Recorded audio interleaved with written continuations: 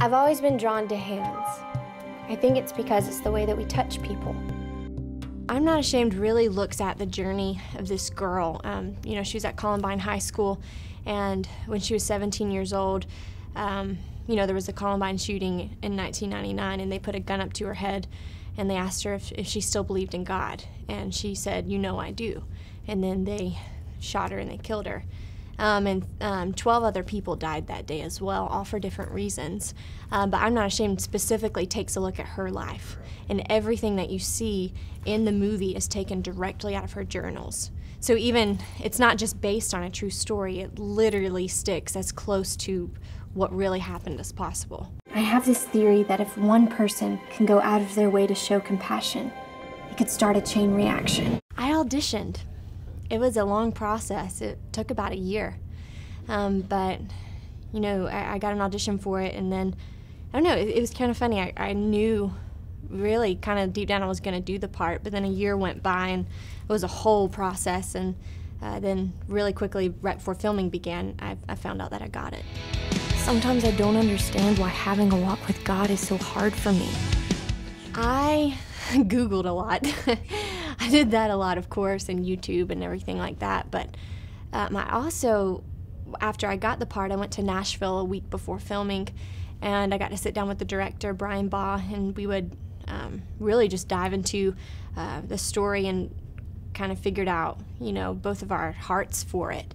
And then even I got to talk to her mom, and she would sit down with me for, honestly, however long I wanted, and she would tell me anything I wanted to know.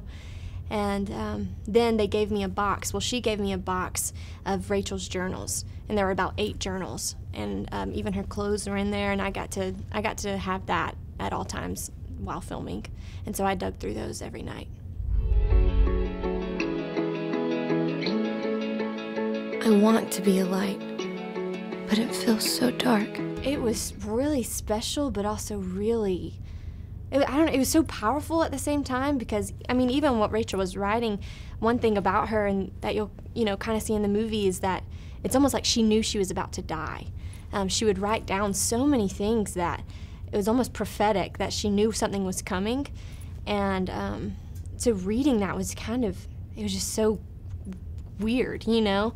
But also really cool that you see really God, it seems like God was preparing her heart for what was going to happen. And yeah, it helped me so much, though, to be able to step into her shoes, to get to read her exact words. Is this some kind of prank? It was intimidating.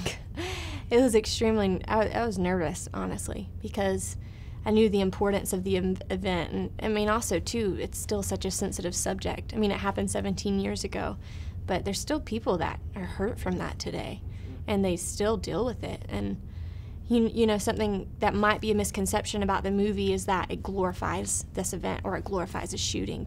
And that couldn't be further from the truth, honestly. It focuses more on her life, and then you see the hope, really, that comes out of her life, and even those last moments that she had. But to take on the story was, man, I was nervous. But it was also, I can't believe every day I get to be a part of telling what happened in Rachel's life. Life's gonna be hard sometimes, but he's there. As hard as that is to grasp, he's in control. Well, the cool thing about the movie, at every screening, I mean, from ages 13 to 65, I mean, everyone, it hits home with everyone. Everyone leaves the theater inspired and honestly impacted, and it hits everybody in different places. And what's really cool, too, is everyone's been able to identify with at least one character in the movie, and they see themselves as that character. So I feel like there's so many different things I would want people to take away, but a major thing that I hope that people take away really is that to live with purpose. You know, Rachel wasn't special in the fact that she got to make this huge impact. I think we all have the opportunity to do that. And so, I don't know, to realize that you were created so specifically, and so, you know, to make an impact and to make a difference. And a lot of that just comes with being faithful. You know, where you're at, no matter how big or little your influence is, you can make an impact. It's just the way the world is. Well, I want to change the world. In high school, I started doing plays, just as a hobby. when I was 15, and then I got an agent for TV and film just because I realized I loved it. But yeah, I did that as a hobby mostly throughout high school.